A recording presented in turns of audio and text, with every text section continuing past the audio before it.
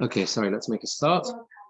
Yeah, there is a copy of the handout. I also sent it out by thank you for sending it out on the Zoom, not the Zoom, on the group as well. So what I'd like to do this evening, Chodesh Tov, first of all, is I'd like to try and go through something which I think is a really interesting take on Shavuos in general, and we're really going to focus on, it wasn't just a nice pun, although it was as well, the significance of the week. So we've spoken a lot about in previous Shiur, we talked about days, what the significance of a day is, but this one is really to focus on what really a week represents. And the reason why, of course, that's so significant is, of course, the name of Shavuos means weeks. And, that must have more of a significance than simply the fact that we've counted those 7 weeks, which is what we will hopefully get to. And the ideas I'm going to share with you are based on ideas from Rav Moshe Shapiro, Zechron Livracha, who has a very deep piece on this, and sort of brings together a lot of really fascinating themes. So we're going to begin with the first source on the sheet is a story that appears in the Gemara in Menachos, Daf Samachay Omid Aleph. Now, just a little bit of background that's necessary for this, and that is that we know that in the time of the second Beis Hamikdash, there were a lot of factions and groups, and they were, amongst the Jewish people. And one of those groups was they were known variously. There were different groups, but they kind of seemed to have similar beliefs. The Baitusin or the Sadducees, that Stoicism. And basically, what they believed was that you take everything in the Torah and you look at it in a literal way. So basically, they didn't believe in Torah Shabbal Peh. They didn't believe in the oral law. Didn't believe in the whole, the explanations that go with from Chazal, that go with and understand what the written law is about. And of course, that led to some various, if you like, almost impossible and incredibly difficult conclusions. When the Torah says, "Lo savaru eish b'chol meshuseicha b'yom haShabbos," you shouldn't have a fire burning in your house. So they meant they had to sit in darkness, in cold, exactly, because they took it all like that. But one of the most, and several places in the Gemara, you can see that there were flashpoints, issues that became almost lightning rod issues of dispute between the Prushim, or the Pharisees, as they're known in English, who were the mainstream Chazal, right? And they, are upholding Torah Shabbal Peh.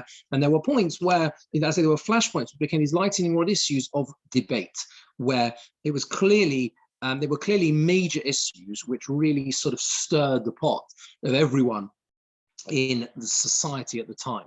A few examples of that. For example, the Gemara talks about where there was as far as I remember, one of the Stoicism would try and pour the water for Nisach Hamayim. He used to pour the water on Sukkot. He used to pour it over, but once poured it over his own feet because of a different interpretation of the or whatever. That's what they thought they should be doing, or maybe it was almost like as a protest. They didn't want to do it how Chacham said it should be done, and he ended up getting stoned with a srogim.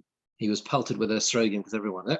And then Yom Kippur was another very important example. Was on Yom Kippur. In the time of the Bayis Sheni, they were very worried. Quite a few of them were potentially, or they were suspect Tzaddokim, Sadducees. They were worried that the Kohen Gadol even would have been that.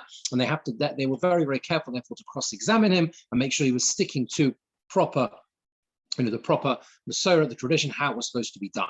One of these, if you like, as I said, lightning rod issues surrounded the date of Shavuos. Okay, and the Gemara is listing various days that were established as celebratory days, and it says Mitamnia from the 8th of Sof Moed until the end of Pesach.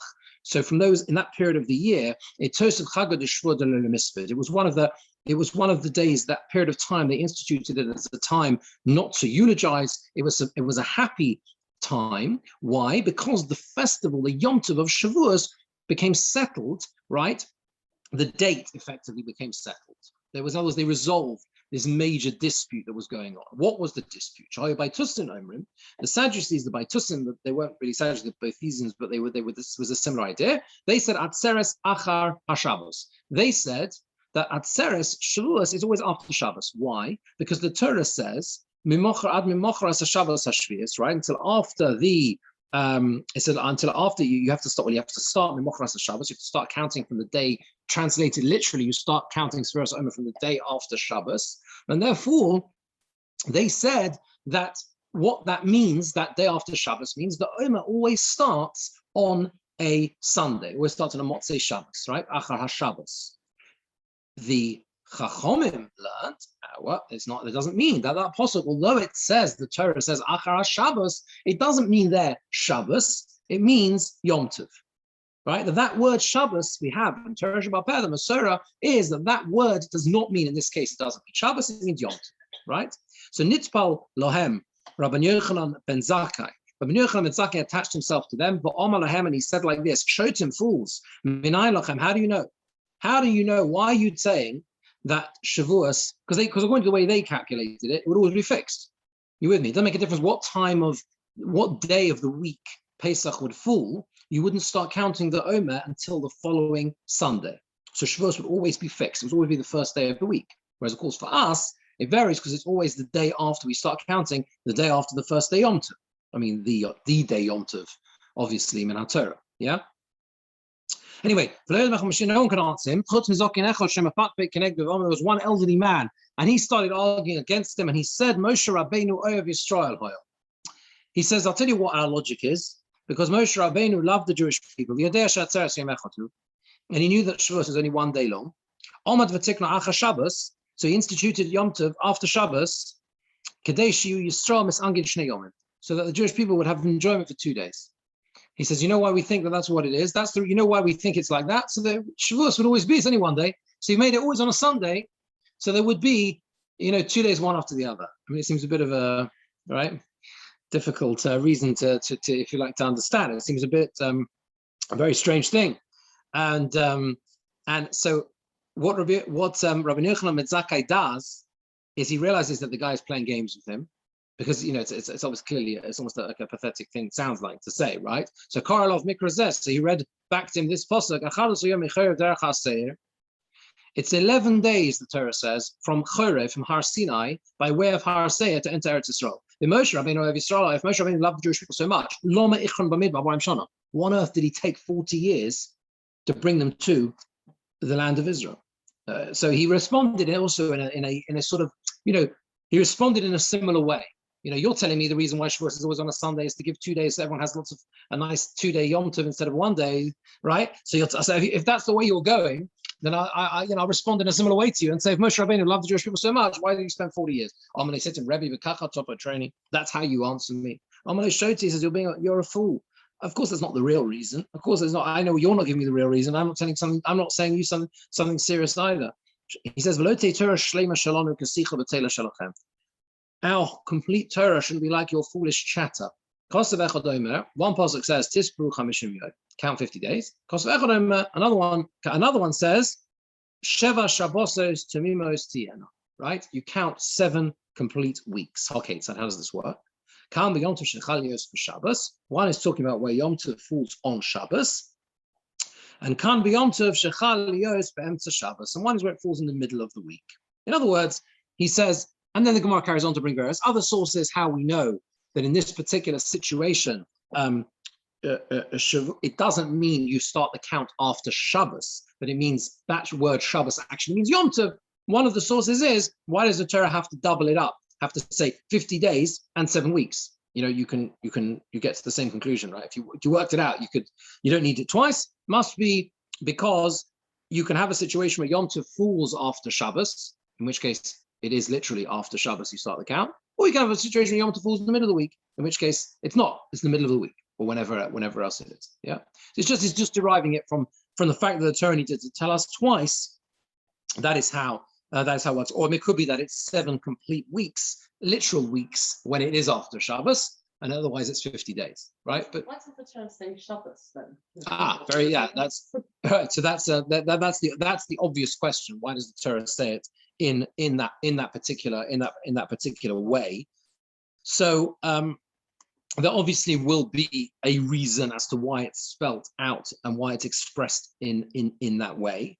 When the Gemara here goes through this in more detail, so it probably comes out some, or at least I'm sure that the Meforshim will probably explain why that is, because that's the obvious question. Why would it? It's almost like they're and it leads us in the wrong direction. That's the question with that Memocharas HaShabbos. Why it says after Shabbos. But either way, that's the fact is that's how Chazal understood that that's what it meant. It must have been, obviously there's a significant reason why in this case Pesach is called Shabbos. There's a whole interplay between Shabbos and Yom Tov in general. But either way, that's the response. So on a simple level, you've got a basic argument that went on here as to how to work out the date of Shavuos.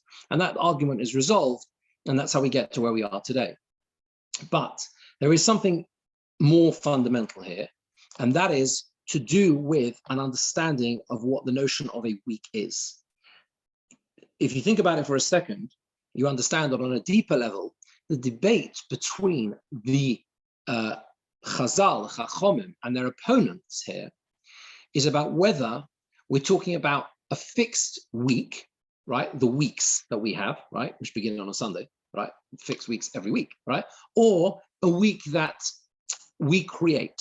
Does that make sense? The 7 weeks, the way we do it, what are the 7 weeks? They're not the weeks of a normal week, are they? From the second day. We make the week. Do you know what I mean? You know what? A week is a week that's fixed, if you like, is Sunday to Shabbos, right? Start on Sunday, Yom Rishon, Yom Sheni, Yom Shlishi. The 7 weeks that we create here, according to the Chachomim, which we, right, disputing those who try to argue, are not weeks that are based on the normal weeks, but they are 7 weeks that we put in motion based on whenever the end of Yom Tov, Motzei Yom Tov, the first day Pesach is, Tuesday or whatever, right? That's it. So we'll come back to why that's significant in a moment. So let's look at the source 2, right? Let's look at the significance of weeks in the context of the of Shavuos itself. The pasuk says, "Ad mimachras haShabbos hashvius tisperu chamishim yom." You have to count 50 days until after the end of the 7th week, right? You have to offer a mincha chadosh and you offering to Hashem. Now the Ramban here on this pasuk says like this: "V'nei mispar hayomim." The days of the number of days, miyom hatnufa, from the day of the waving, which is the day of the korban of the Omer, ad yom mikra kodesh, until the day of the mikra kodesh, which is the Shuas. Kamispar hashanim mishnos shmet ad yovel. He points out to you the obvious parallel, which is exactly the same as the number of years in the Shemitah cycle up to the Yovel, right? That's the obvious parallel, right? You've got the same thing. You've got the 49, and then the 50th day is Shavuos, the 50th year is the Yovel. And he says they have the same reason, directly paralleled. Al-Kain, therefore, tisperu chamishim yom. You have to count 50 days. Sheyispar sheva shabbosos. You have to count 7 weeks. Teisha va'arboim yom. 49 days. V'yakadesh yom ha'chamishim anispar b'yodo. And then you end up sanctifying the 50th day, which you've ended up with your count. Kamosha omar b'yovel. As it says with the yovel, right? V'zetam tumimos. That's what it means to be complete. You have to be exactly precise, neither less nor more.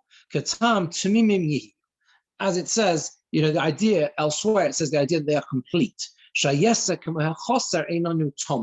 Because more, just as less, is not complete. It's an interesting idea. Usually we think of a lack of completeness, is if you are missing something. You don't quite get there, it's not complete. No, he says, if you go too far, that's also not complete, right? There's also something missing. There was a famous yeshiva, I think it was Kelm, that prided themselves that, they used to teach the Bochrim that they should neither be too early nor too late. They had to get there exactly on time. You always say, we're used to saying it's easy to, you should better to get there early, which is generally true. But they were training in this idea of this idea of precision, So that's what we have when it comes to Shavuos. We have this idea that Shavuos parallels the Yovel year. So let's try and understand why that is. And for that, we need to just understand a little bit about how significant the Yovel cycle is and was, particularly historically. There's a Mishnah in Sanhedrin.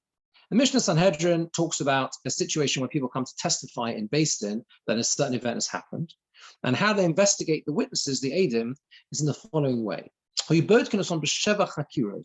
would investigate 7 queries, okay? These queries, if there's any error okay, even just doesn't respond properly, invalidates the whole Eidos, the whole Testament. And what are those 7 questions? The 7 questions are, Be'ezo Shavua. Number 1, which 7-year cycle of the Yovel year did the event occur? Number 2, Be'ezo Shana. What year did it occur? Number 3, Be'ezo Chodesh. What month? Bekama b'Chodesh, right? Which day of the month? Be'ezo Yom. Which day of the week? Be'ezo Shor. What time? Be'ezo Mokum. In what place? And Rabbi Yossi says 3. He says Be'ezo Yom, Be'ezo Shor, Be'ezo Mokum. Don't worry about Rabbi Yossi at the moment. Let's leave Rabbi Yossi. And what do we see from here? We see that there is something fundamental to a testimony to Eidos about locating when it exactly happened and where it happened, right? Now ask yourselves the obvious question, right? Why should an aide who comes into Beis Din have to go? I can understand that even they mentioned the year. Yeah, we need to be precise. You want to give a date. The date includes the year. But why does he have to identify the Shemitah cycle? You know, we're in the first Shemitah cycle of the Yovel, there's 7 in the Yovel, right? We're in the 3rd. Yeah, we know where we are, right? It's obviously taken place. It's logical it would have taken place in the last, maybe not. It could have been, statute of limitations. Maybe it took place a while ago, but whatever. The fact is there seems to be something fundamental. And the point here is, as Rosh Chodesh is, that we see that the system of time that governed the Jewish people was based around this 50-year cycle. The Yovel year was fundamental to the dating system. It wasn't just like an incidental thing. We think like, okay, a date is a date. You've got a year, you've got a month, you've got a date. No. The cycle of 7 years was a fundamental part of that. It was like the way you date something includes the Shemitah cycle that you are in. People knew exactly when that occurred, right? And that was the rhythm of Jewish life throughout the entire time we were in the land of Israel. Certainly in the time of the first Beis Hamikdash, there's discussion about the second Beis Hamikdash, but how this worked. But certainly in that period when they entered Eretz Yisrael, right? The lives were governed by this cycle, this particular cycle of the Shemitah. And the way it worked, the establishment of the Yovel year, was there had to be a counting, and they used to have to count the days, the same way we count the days of the Omer, they would count the years. Does that make sense? So like the beginning of Rosh Hashanah, the Beis Din would say, this year is the first year of the Yovel, right? And then they reach the 7th year, and they would say, this year is 7 years, which are 1 Shemitah of the Yovel. Like exactly the same as we do with the Omer. They would do the same thing with the Yovel cycle. And even more so, when I mentioned this, I think in the Parsha share last week, there is an opinion which holds that if they didn't do so, if they didn't count, they didn't number the Yovel, they didn't actually number, certainly if they didn't actually proclaim the Yovel year, it just wouldn't occur. It wouldn't happen. It would not have a Yovel year. It was dependent on the counting, and it was dependent on the announcing of the Beis Din itself. That was the system. That was the system of time. There is a possibility, indeed, although it's completely theoretical, that the same thing would be with Shavuos. In other words, in theory, if no one counted the Omer, you with me? If no one actually did it at all, right, there would be no Shavuos, which is a very interesting thing to get your head around, right? It would be an ordinary weekday. It's total parallel to the Yovel year, right? It requires that process of counting done by us to get to the moment of Shemitah. Obviously, if an individual doesn't count over, of course, Shavuos applies. It's a theoretical idea, a concept. If the whole of the Jewish people would neglect that whole, the whole period of 50 years, they would never get to the 50 years, then it wouldn't, potentially it wouldn't apply. It is the 50th. It is the 50th day in that sense. Now the Gemara tells us, source 4 in the sheets, that Rava counts. He points out, we don't have to worry about the context there, but he points out and says that he quotes Abai at the end of the first line there. Mitzvah lemimne yomi it's a mitzvah to count days. You have to count 50 days. Or mitzvah lemimni shavuot, and it's also a mitzvah to count weeks. Shiva shavuos tispola. Right?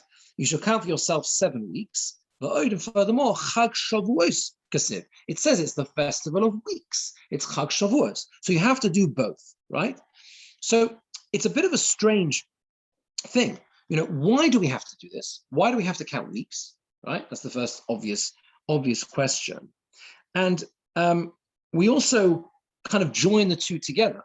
Yeah, we say this is so many days, which are so many weeks. That's the process by which we do it, right? There has to be a difference between the counting of days and the counting of weeks. They must have each have kind of this independent significance. So when you look at when you look at the so in other words, we're trying to understand what is the counting. The counting of days brings something to the Yom Tov, but clearly the counting of weeks also brings something, right? And even more so, what you notice if you look carefully at the names of Shavuos, because Shavuos has many names, right? It's Matan Torah, Seinu, Chag HaBikurim, etc. But what the Torah says is that in Shmos, when the Torah gives the name of Shavuos, it says V'chag Shavuos Ta'aseh Lecha, source 5, yeah. It's a Chag Shavuos, and source 6 is another name, V'yom HaBikurim. Now, what do you notice the difference? What's the difference between the one is called Chag HaShavuos? Yeah, one is Chag and one is called Yom. So there is a difference. The word Chag in the Torah only appears, right, in connection with the name Shavuos. That's significant, right? So it's got all these different names, right? It's got Zman Matan Torah, Seinu, it's Yom HaBikurim, but in the Torah, it's Chag HaShavuos. Are you saying it's the only Yom Tov No. I'm saying I'm not. No, of course, many of them don't have any different names. The Torah attaches the name Chag to the name of Shavuos. That's the point. So it seems that the name Shavuos must define the Yom Tov, even though each name has a significance. The Yom HaBikurim, this is the day when the Bikurim can be brought. So, but the fact is that there must be something significant about Shavuos in terms of defining the Yom Tov, because the Torah calls it Chag HaShavuos, right? That's the point, right? It's the Chag HaShavuos. So we need to understand. To understand this, we need to understand back a little bit about different concepts of time and the difference between a day, for example, and a week. So, what is a day? A day really is the minimal time cycle. That's what you have, right? The full circle of life, if you like. Every single day, we get up in the morning and we say these words. That's source 7 on the sheet. We say in Shachar in His goodness, He renews each day the whole work of creation. And if you think about it, every aspect of Tfilas HaShachar of morning represents this. In theory, why would it not be good enough to say the Birchos HaShachar once in your life? What's changed? This morning is the same as yesterday, right? We say, Baruch Hashem, I wasn't blind yesterday, I'm blind today. Why is it every single day we say the brachos, the morning brachos again? Because a day represents a complete renewal. It's a complete cycle. We say, even though the subject of the bracha hasn't changed, our situation ostensibly hasn't changed, okay? But it really has. We recognize every day, it's a new creation every day. The day is a brand new beginning. We are a new creation every day. We are not the same person as yesterday. That's what we recognize in Shachar. You want to ask something? So. Yes, a Jewish day, it goes from sunset to sunset. It doesn't go from sunrise to the next sunrise. Yeah, that's true, but the significant, absolutely. But this idea is contained within the day itself. Is absolutely sunset to the following sunset, right? That's the 24-hour cycle. But the renewal takes place in the morning, meaning it's to do with sleep, which is a mini day. It's a little bit, but it's a bit more than that. I think the way Moshe Shapiro explains it. because I said it's all based on his ideas, is that the word choshech, where's the word choshech from? Okay, so look at the next pasuk. Yeah, it's dark. We translate it as darkness, right?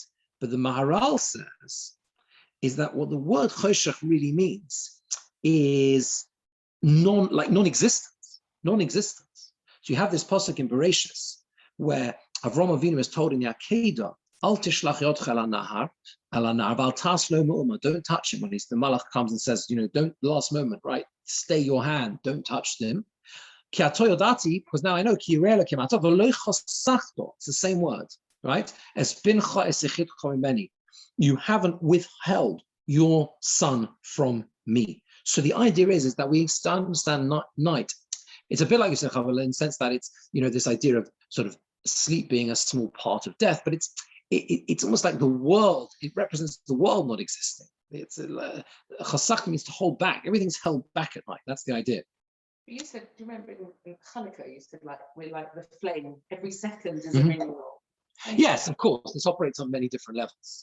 But in terms of how we measure the different methods we have for measuring and counting time, that's what the day represents. It's the smallest unit of complete renewal, right? That's the idea. And that's what happens every day, right? Now, the sun. Do you know what I mean? Like if the sun doesn't rise in the morning. Yeah. Like, I don't know. The sun. The Jewish day is obviously not saying this. If the sun in the morning, the yom, it's the sun. If the sun doesn't rise, there's no heat, there's no light, there's no. Yeah. That's in other words, the idea that the way Hashem has created the world is that everything is the world reflects that idea of renewal. Exactly. So the sun rises and it reflects the idea that creation itself is renewed. The most beautiful representation of this is that incredibly rare Birkas Hacham. When you do it every 28 years. It was quite a while ago, actually. It was about 13, 14 years ago, I think. Anyway, so it might be approaching halfway through. Anyway, so where it's that moment. You say this bracha of Osama Bereshis at the moment when the sun was in the same place it was, during the Sheish Bereshis, which is this idea that that's the complete cycle of renewal. Anyway, yeah. So okay, so that's what it but what the day represents then is it's to go a bit further than that, and that's the next source from Yeshayahu. The pasuk says, like the Hashem says that the heavens and the earth themselves will be renewed. Your descendants and your name, they will be renewed as well. The pasuk is the Chazal understand this pasuk as meaning that the world itself was created to exist, to be taken away, and will be renewed again in the future. Referring to the idea being of the Olam Haba, we say every morning that Ata Osid Little Mimeni, you will take out my soul from me, you will give it back to me, right? L'achziro bi la'osid lavo, you will return it to me once again in the future. So in the day, we have that small representation of what actually is transpiring, will transpire in the future. The world itself will be renewed at some point in the future. But there are apart from the day, you've got another 3 modes of time that regulate our lives, yeah? And those are the week and the month and the year. Now, all of them, okay, there are 4 cycles, right? Day, week, month, and year. Of all of them, the only one which is not revealed in nature itself is the week. Yeah, all the others are governed by a natural phenomenon, right? So the day, right? And the moon, of course, is the lunar cycle, and the year is the solar cycle, right? So they're all governed, they're all represented by natural phenomena. The only one that is entirely sourced in the Torah itself is the week.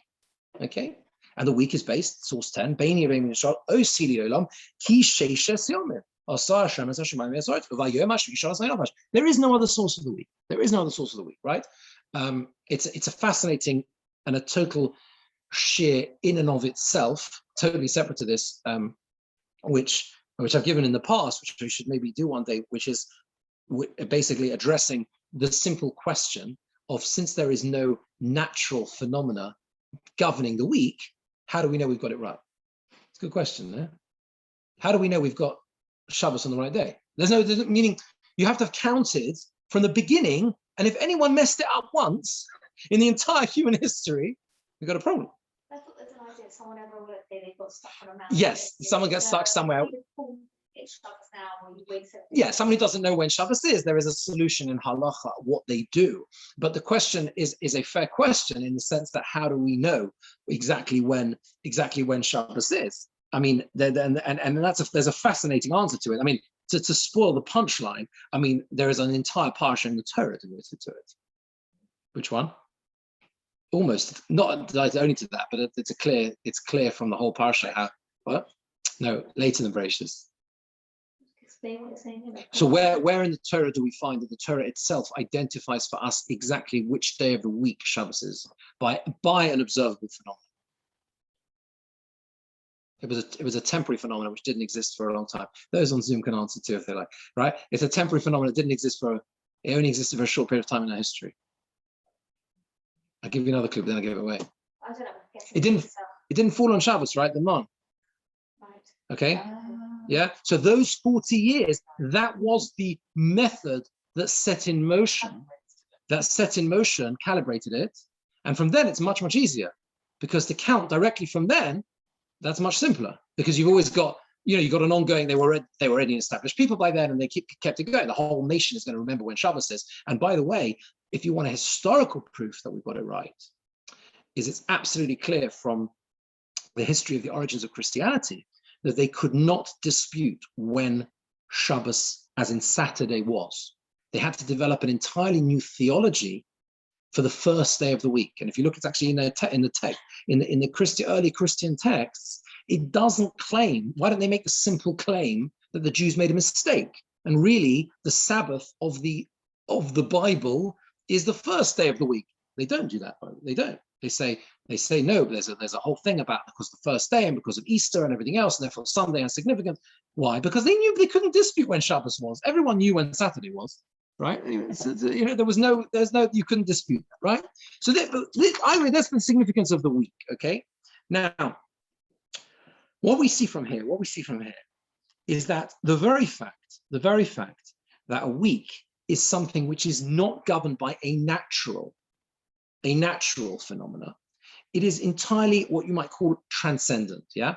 And in this way, it parallels the Shemitah and the Yovel, which are a single system. Obviously, you've got the 7 Shemitah cycles, and they end up in the Yovel. It's one system, yeah. That system as well.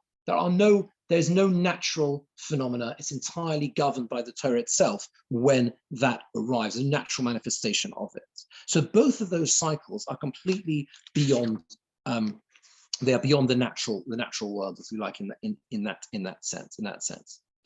Now, what's the difference between the renewal of the week and the renewal of a day? So we said the renewal of a day, okay, is that basically you and equally a month as well. So the day, the month, and the year. What happens is that the day ends at night and it renews itself in the morning. It's come full circle. Everything it ends, and therefore it goes back again to its starting point, right? The moon reappears, yeah, the sun reappears in the morning, yeah, it's that cycle, right? But the week is different. The week, which is not a natural phenomenon, the week ends when it reaches its purpose. Yeah, its purpose. It reaches Shabbos. It's not the same. When you renew a week, right, it's not a renewal because something has simply ended, which is the way it works with any natural phenomena. It's reached a complete cycle, it's ended, and therefore we've got to start again. No. It's reached a purpose. It's reached a goal, and that purpose has been achieved. You've achieved that purpose with Shabbos, now it's time to restart. Or you've achieved that purpose with the Yovel year, you've reached your 50th year, now it's the time to restart. And that's why the week is the microcosm of what the Gemara understands as being the ultimate cycle of all of human existence. This is a very deep idea to understand. It's source 11 on the sheets, that the idea that the world will exist for 7,000 years. You've got 6,000 years, the 6,000 years of existence, and then the next millennium, right, is the way the Gemara describes it in Sanhedrin is that the last what's called the last 1,000 years is desolate, but that's understood to mean as a reference potentially for certainly in the context of Olam Haba, whatever, however we understand, it's a very deep ideas. But when we talk about the we say, the Gemara says, and we mentioned this in davening on Shabbos morning, we say Mizmor Shel Yom HaShabbos. What is the Yom HaShabbos? It's the Yom Shekulo Shabbos. It's the Mizmor which belongs to the day which will be entirely Shabbos, right? So there's this parallel between the purpose of the week being Shabbos and the purpose of creation being Olam Haba, the complete Shabbos, the ultimate future, the Shabbos of the future, the ultimate Shabbos that goes on forever. Now that is unique. And that is unique to the week itself. Okay, so what we see is that the number 7, as in the 7 days of the week, is a point which includes a beginning, a point of inception. It's a continuation through the days of the week, and it's also a point of destination. So when we talk about 7, we mean something reaching its purpose. Okay, that's what we mean. Now, what you also notice is that the Hebrew word for Sheva, for 7, is also, of course, the root for Shavua, right? It's the same word, right? Where do you see it's the same word? It's explicit in the Torah, source 12. Vayatsev Avraham es Sheva, right? Kivsos hatzon levat hen. Avraham Avinu, when he makes the treaty with Avimelech, he sets up the seven sheep. Vayom Avimelech el Avraham mohein Sheva kvosos oela shetzatu ladona. What are these 7 sheep? You take these 7 sheep from my hand, as testimony. They have this whole dispute with the well. He wants to prove that this well is mine. Therefore, why was it called Be'er, as we call it Be'er Sheva nowadays, right? It was called Be'er Sheva, the wellspring of Sheva, because they took an oath. So you see explicitly in the Torah that the two are interchangeable, right? There were 7 sheep, and they made an oath there. So the 7, right? 7 and Shavuot. What is the relationship between a Shavuot, an oath, and the word 7, right? Or Shavuot, as we call it a week, right? The answer is that when a person makes an oath, right? What they're doing is they're trying to express the fact that something which is the ultimate truth. If you make an oath, at least ideally, right? A person would not make an oath unless they are talking about someone who is who tells the truth, right? They would only make an oath if it's something where you're absolutely 100% sure that this is correct. So because an oath represents ultimate truth. It's that when a person makes an oath, they are doing the same thing as our traveling through the week. When we go through a week, we go through this week with the aim of arriving at that ultimate destination, right? Shabbos is a purpose. We're fulfilling a purpose. When a person declares in as strong a fashion as an oath, with that method, using an oath, that this is true, they're doing the same thing. They're saying, I'm telling you the entire story, and everything I'm telling you is absolute emes. It's absolute truth. That's why I'm making an oath, because I'm 100% sure this is true. An oath is not simply saying that something is correct, but it goes further than that. It's declaring that this something, whatever the oath is about, is that it has a purpose. The purpose is being fulfilled through this oath. That's why you make an oath. You make an oath to actually fulfill and arrive at a particular purpose, to achieve something in that way. So an oath represents a true oath. What one does when one makes an oath in that fashion, even though we obviously, in a practical sense, we discourage making, we discourage taking oaths. We do, of course we do, right? But understanding it, and as we'll see in the Shavuos context, is by when a person takes the oath, he is almost like under the same influence of the Sheva, of the concept of seven, the concept of arriving at a purpose and completion. It's why, suggests Moshe Shapiro, that there's no causative. We don't say there's no causative form. A person who takes an oath, really, we should say he is shove'a, but we don't. He is nishba, right? Translate. Sorry, nishba is passive, shove'a is active, right? It's like a causative. It's a causative form. We don't say the cause, we say it as in a passive way, nishba. Why? Because nishba is passive, because a person takes an oath, they are under the influence of seven, of the idea of seven. They're under the influence of the idea of absolute truth arriving at a particular purpose, the concept of seven. So it's automatically in a passive form, because that's what it means to make. That's what it means to make an oath in that sense. Now, So the oath was made by me, rather than I made the oath. That's active. Well, the oath is made by you, but the idea is, why is it always expressed as a person making an oath is nishba in a passive form? Because it's almost like they're under the influence of the idea of seven. That's what the idea of being. You're basically saying you're placing yourself under the idea of absolute truth. That's the idea. That's what an oath is supposed to be, right? That's what it's supposed to be. That's the idea. And therefore, how does this relate to Shavuos? How does this relate to Shavuos? Because, and this is the final source, right? On the sheet. This is a Gemara, a very famous Gemara in Shabbos that Rabbi Shimon Levi says. I'll just paraphrase it, it's not very long. When Moshe Rabbeinu is up to Shamayim, there's this debate with him and the angels, the Malachim. Yeah, and they say in front of Hashem, what on earth is this guy doing here? Why would you take your Torah, which is so incredible and holy and everything else, and give it to these people who are probably going to mess it up anyway? And he says, I'm coming to receive the Torah. And they say in front of him, they say in front of Hashem, they say, well, you've had this precious thing. Why are you giving it to them?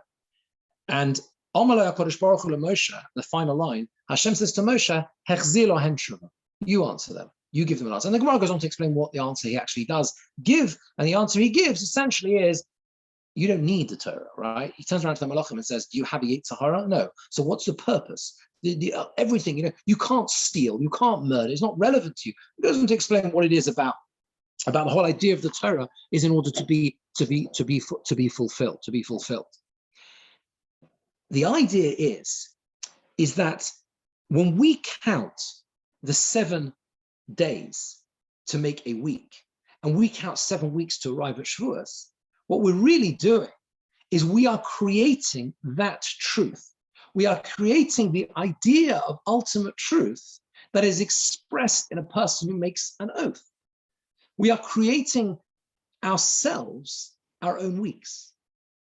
The idea of what a week really represents. The idea is that it's not a natural phenomena that is a simple renewal, but the week, as we explained, is arriving at a purpose. It's building up to a purpose. We're getting to a reason why we exist in the first place.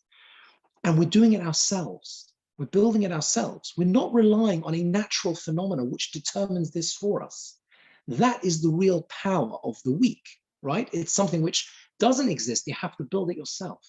And with this, you can understand the real debate between those Vaitusim, the Sadducees, right, and the Chachomim, because they said we're going to tag onto the regular week.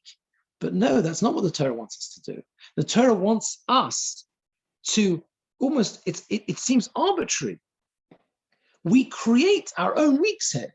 When we go from Pesach to Shavuos, we deliberately don't take, sometimes it does work out the week, but it doesn't have to, right? It's always the day after Pesach, and we've created our own weeks. Because ultimately what we've done is we've demonstrated the fact that we are not passive, we are active, in the sense that we are creating that, the goal and arriving at the goal of Shavuos itself ourselves. And it's why Shavuos itself is called this Yom Tov of weeks or oaths. It's the same, it's all the same word. It's all the same word. And that's why we have these two, we do count days. We count days, But to reach the real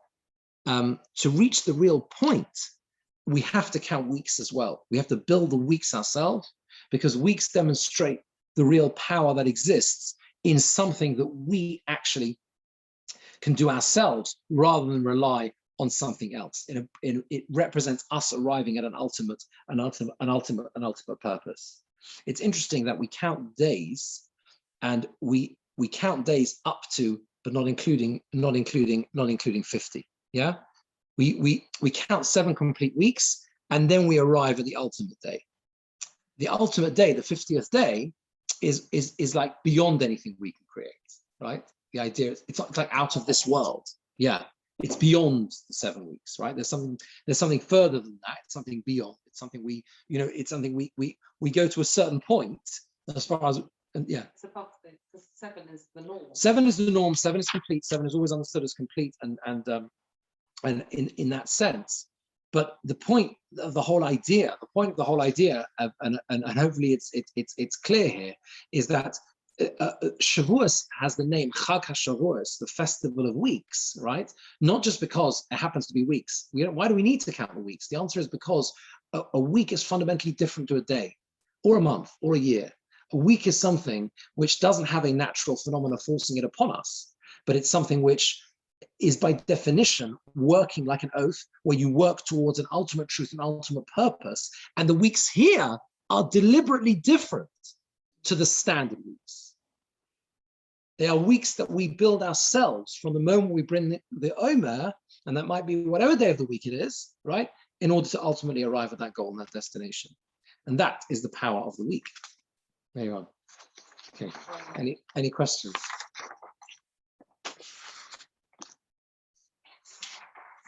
Pentecost.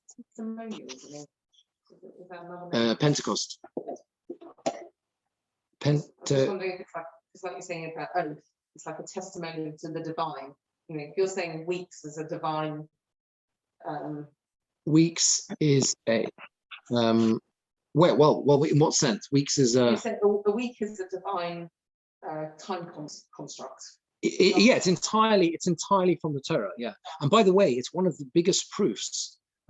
From an external perspective, from a non-believing perspective, you like, one of the single greatest proofs for the truth of the Torah is the universal acceptance of the week. There are evidence of the week, the culture of the week. It's entirely from the Torah. It doesn't exist anywhere else, and yet has been accepted and absorbed into almost the entire world. Yeah, the Romans didn't have the concept of a week. They had names and days. The days are not Jewish. The names of the days obviously are not from Jewish origin.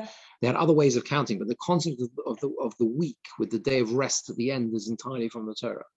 And the fact that that became so widespread and accepted is quite a remarkable thing. But it's, yeah, good. Okay. Thank you. Have a good evening. Thank you for joining. Okay. Thanks. Okay, pleasure.